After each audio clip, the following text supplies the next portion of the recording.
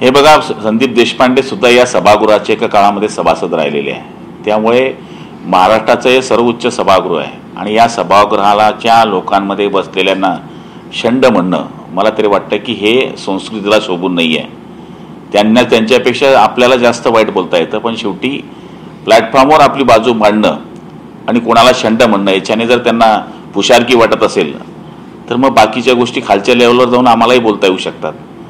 सभागृहाचा अपमान आहे। येणाऱ्या काळामध्ये बरेच आमदार याच्यावर हक्कभंग मांडल्याशिवाय राहणार नाही आणि त्यांना त्यांची जागा दाखवल्याशिवाय राहणार नाही असा माझा विश्वास आहे। परंतु सातत्यानं हिंदी सक्तीकरणाच्या संदर्भात सातत्यानं मनसेकडनं आक्रमक पवित्रा घेतला जातो। आज मुंबईभर आणि राज्यभर खरं तर मनसेकडनं सह्यांची मोहीम आणि त्याचसोबतच शाळांना मुख्याध्यापकांना भेटीगाठी देखील सुरू केल्या। हे बघा, मराठी माणसाच्या माध्यमातून जी मराठी माणसाची भूमिका आहे ती मांडणं हा आपला सगळ्यांचा अधिकार आहे, त्याला कोणाचाच विरोध नाही आहे। त्यांनी सह्यांची मोहीम घेणं स्वागतार्ह आहे, त्यांच्याकरता सगळ्या जगाकरता ते स्वागतार्ह आहे। पण कोणाला शंड म्हणल्याने जर आपली बाजू मजबूत होत असेल तर ही गोष्ट बाब चुकीची आहे। मला तरी असं वाटतं की त्यांना राजसाहेबांनी समज घातली पाहिजे की असं बोलणं उचित नाही आहे आणि याशा बोलण्याने काय सगळे लोक शांत बसतील असं नाही आहे। परंतु मनसे या सगळ्या संदर्भात आज आक्रमक आंदोलन देखील ठिकठिकाणी मनसेकडनं होताना पाहायला मिळतंय। हिंदी सक्तीचीच नको, खरं तर 20 विद्यार्थी असल्यावरतीच मराठी शिकवण्यात येईल त्या बाबतीत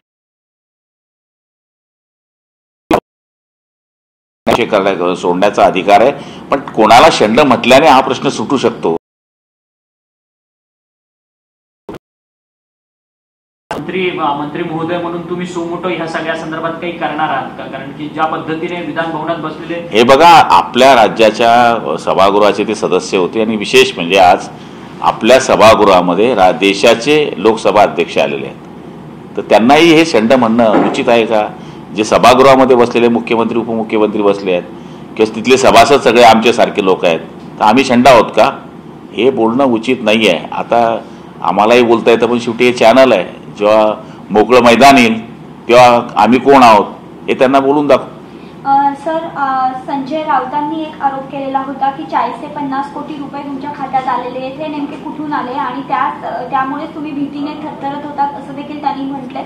नेमकं काय या संदर्भात आपलं? हे बघा, कोणी या राज्यामध्ये अज्ञान माणूस नाही आहे। कोणत्याही बँकेमध्ये पैसे गेले तर ते अकाउंट काही पुसता येत नाही। माझं संजय राजाराम राऊतला आव्हान आहे की तुम्ही जाऊन बाबा कोणत्या बँकेमध्ये 40-50 कोटी आले होते ते तपासा आणि असेल तर तो घेऊन जा तुम्ही तुमच्या घरी आणि कोणाला तक्रार करता येत असेल तर करा। 50 लाखाकरता हा माणूस ईडीमध्ये जेलमध्ये गेला आणि हा माणूस माझ्या 40-50 कोटी माझ्या अकाउंटवर आले, म्हणजे बेअक्कल सारखं बोलणं आहे। जर माझ्या अकाउंटवर पैसे आले तर तुम्ही सिद्ध करा आणि ते पैसे आले असतील तर माझ्या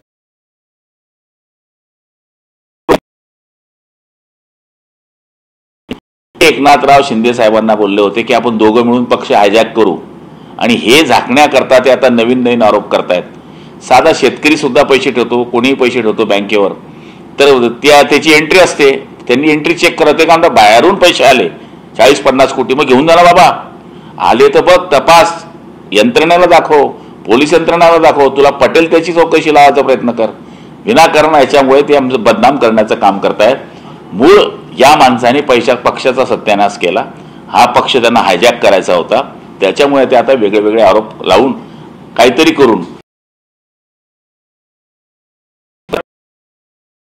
एकच गोष्ट म्हणतात की ठाकरेंची जी शिवसेना आहे ती निष्ठावंतांची शिवसेना आहे आणि बाकीची जी त्या एकनाथ शिंदेकडे गेली आहे ती गद्दारांची शिवसेना आहे। मग आम्ही काय गद्दार आहे काय? 35 वर्ष आम्ही शिवसेनेत घातलेली आहे। शिवसेनेकरता आम्ही किती आंदोलन केले संजय राऊतला माहित आहे काय? 92च्या राईटमध्ये आम्ही तिघं भाऊ एका बॅरेकमध्ये जेलमध्ये होतो, हे संजय राऊतने कधी पाहिलं आहे काय? 56 तडीपाऱ्या, 307, 151 कधी संजय राऊतने पाहिलं आहे का? आंदोलन आम्ही दरवेळेस केलेली, हे कधी संजय राऊतने पाहिलं आहे का? हे बोलण्याची बात आणि बोलण्याची कडी आहे। याने हरामाच्या माध्यमातून जे गोष्टी केल्या जातात, मागच्या काळात ज्या केल्या गेल्या, फुकटाच्या मतांवर हा माणूस वडापाव खाऊन आम्ही यांना मत द्यायचो, खासदार झाले, लोकांना सरकून हे पुढे आले आणि आता ह्यांना आरोप करण्याची यांची लायकी नाही आहे। खरे वारसदार आम्ही शिवसेनेचे आहोत, आम्ही पैशांचे वारसदार नसलो तरी शिवसेनेचे खरे वारसदार आहोत। आम्ही बाळासाहेब अजूनही सोडलेले नाही, भगवा झेंडा सोडलेला नाही, शिवसेना या पक्षाला सोडलेलं नाही। त्यांनी कितीही वल्गना करू द्या, पण जिथे जे शिवसैनिक बसलेले आहेत, जे आमदार बसले आहेत, हे सगळे शिवसेना प्रमुखांना आणि भगव्या झेंडाला मानणारे आहेत.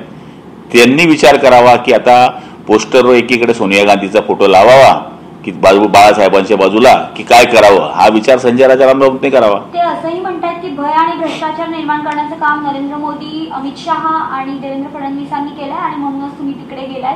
तर त्यांना यांच्यावर बोलल्याशिवाय त्यांची बातमी मोठी होत नाही, त्यांना TRP मिळत नाही. नरेंद्र मोदींवर बोलायचं, कधी अमित शहावर बोलायचं, देवेंद्र फडणवीस बोलायचं, एकनाथ शिंदेवर बोलायचं, हे बोलल्याशिवाय त्यांचं काहीच होऊ शकत नाही. आणि हे नौटंकी आहे. एवढ्या मोठ्या माणसांवर बोलून यांच्याने काय होऊ शकत नाही. किती तुम्ही बोलत गेलात तरी विधानसभेत आपटी खाल्लीच, आता महापालिकेत आहे त्याच्यात बी आपटी करणार. या बोलण्यामुळे शिवसेना संपवून टाकली या माणसाने. सर, महापालिका निवडणुका समोर आलेल्या आहेत. ठाकरे बंधू दोघंही एकत्र येण्याच्या चर्चा सुरू आहेत. यातच राज ठाकरेंना आपल्याकडनं देखील डिनर डिप्लोमसी झालेली पाहायला मिळाली होती. नेमकं या सगळ्यामध्ये आता बघितलं तर संदीप देशपांडे शंड म्हणून म्हणतात. तुम्ही कसं बघता या सगळ्या हे बघा, राजसाहेब असं कधीच सांगणार नाही संदीप देशपांडेंना की असं बोला म्हणून. हे संदीप देशपांडेंचं व्यक्तिगत मत असावं. आम्ही तर राजसाहेबांना पहिल्यापासून ओळखतो, त्यामुळे मला नाही वाटत की त्यांनी असं सांगितलं असेल की जाऊन कोणाला शंड म्हणून. मला तरी असं वाटतं की राजसाहेबांचं कायम एकनाथ शिंदे साहेबांशी चांगले संबंध राहिले आणि इतर लोकांशी त्यांचे संबंध चांगले राहिले. त्यांनी आमच्याकडे यावं हे आम्ही नेहमी म्हणत आलो आहे, आजही म्हणतोय, उद्याही म्हणणार आहे. पण दोघं भाऊ एकत्र येतील ह्या ज्या गोष्टी आहेत तर संजय राऊत हा यूज देणार नाही, हाच येऊ देणार नाही दोघं भावांना एकत्र. हा नाटक करणारा माणूस आहे. सर, भास्कर जाधव जे ठाकरे गटाचे नेते आहेत ते मात्र त्यांच्या पक्षामध्येच अस्वस्थ पाहायला मिळतात. सातत्यानं ते नाराजी जे आहेत ते आपली बोलून दाखवताना पाहायला मिळतात. निश्चितपणाने नाराज आहेत. आता चॅनलवरच तुमची बातमी चालू आहे आणि त्याच्यामध्ये दिसतच आहे की ते नाराज आहे. पण तेच काय, बरेच लोक नाराज आहे. ऑपरेशन टायगर एक्झॅक्टली किती मासे गळायला लागणार? हे बघा, आम्ही स्वतःहून कोणाला बोलवत नाहीये. बडगुजर स्वतःहून गेला की नाही, सलीम कुत्त्याचा माणूस गेला की नाही भाजपमध्ये. आम्ही सांगितलं की भाजपने सांगितलं, स्वतःहून हे लोक जात आहेत. म्हणजे आमच्या बरोबरीचे, आमच्या नंतरचे जे संघटनेकडे घासले, ज्यांच्यावर केसेस झाल्या, नारायण राणेवर केस करणारा कोण? हाच बडगुजर. तेवढ्या काळामध्ये बडगुजरने केस केल्यानंतर त्याची हकलपट्टी केली, त्याला बाहेर काढलं. असे जे जवळचे लोक आहेत हे स्वतःहून नाराज होत आहेत. आम्हाला सांगायची गरज नाही आहे आणि आपोआप ते आमच्याकडे येत आहेत किंवा भाजपमध्ये जात आहेत. हे असंच होणार आहे. एकटा राऊत राहील तिथे, सारे जहां से अच्छा संजय राऊत हमारा, असंच होणार आहे. सर, सातत्यानं राज्याचे कृषी मंत्री जे आहेत माणिकराव कोकाटे त्यांची एक वादग्रस्त वक्तव्य समोर येताना पाहायला मिळतात. परंतु आता त्यांनी जे विधान केलंय त्याच्यामुळे चर्चेचा विषय आहे, कारण की शेतकरी कर्जमाफी या मुद्द्यावरती हे महायुतीचं सरकार आलेलं होतं. परंतु आता कृषी मंत्री म्हणतात की शेतकऱ्यांनी कर्ज भरलीच पाहिजे, मुख्यमंत्री मात्र कर्जमाफीचा निर्णय घेतील म्हणून. हे बघा, आता कर्जमाफी हा विषय घेणे आणि त्याच्यावर निर्णय घेणे हे मुख्यमंत्री आणि मंत्रिमंडळाचा अधिकार आहे. आणि मला तरी असं वाटतं की आजकालची ज्या बातमी मी बघतोय त्याच्यामध्ये असं म्हटलं की भविष्यात आम्ही याचा विचार करू. शेवटी सरकार आहे, सरकार सगळ्या गोष्टींचा विचार करून हा निर्णय घेईल, पण शेतकऱ्याला वाऱ्यावर सोडणार नाही याची खात्री मला आहे. एक शेवटचा प्रश्न सर, अजित पवारांच्या पक्षाकडनं तुमच्या जळगाव जिल्ह्यामधले खूप माजी आमदार जे आहेत ते त्यांच्या पक्षामध्ये प्रवेश होताना पाहायला मिळतात. गुलाबराव देवकर जे तुमच्या विरोधात निवडणूक लढलेले होते ते देखील त्यांच्या पक्षात गेलेले आहेत. महायुतीमध्ये फार अलबेल आहे का, ज्या पद्धतीनं तुमच्या विरोधातले उमेदवार भाजप घेते आणि तुमच्याच विरोधातले उमेदवार अजित पवार घेतात? नाही, आम्हाला काय लढण्याची सवय आहे. 2 वेळेस उपरट आपटी मारलेलं आहे मी त्यांना. त्यामुळे आता इथे 60,000 पडले. आणि अजित पवार हाय अजित पवार गद्दार आहे, अजित पवारांना काळे झेंडे दाखवणारे हेच. आणि निवडणूक आटपल्यानंतर आपले काळे धंदे धापण्याकरता त्यांच्या पक्षामध्ये जाणारे हेच. आणि आम्हाला काय फरक पडत नाही. या पक्षात जा, त्या पक्षात जा, जो काम करतो त्याला लोक मतं देतात. हा आमचा नेहमीचा अनुभव आहे. त्यामुळे हा इकडे गेला काय आणि तिकडे गेला काय ही भीती कोणाला असते? जो सक्रिय नसतो, तो सिजनेबल पुढाऱ्याला ही भीती आहे. आपण तो दैनंदिनवाले लोक आहे, सकाळ संध्याकाळ एकच काम, पब्लिक एक पब्लिक. पण यामुळे कुठेतरी एक वितुष्ट होऊ शकतं असं वाटतं का? कारण आता गोगावलेंचाही प्रश्न जो आहे तो कसं आहे, डेपोला जमा झालेल्या या गाड्या या पक्षात गेलेल्या आहे. या सगळ्या डेपोला जमा झालेल्या गाड्या आहे, कोणत्याच गावाच्या बस स्टँडवर जात नाही. त्यामुळे त्यांची चिंता करायची नसते.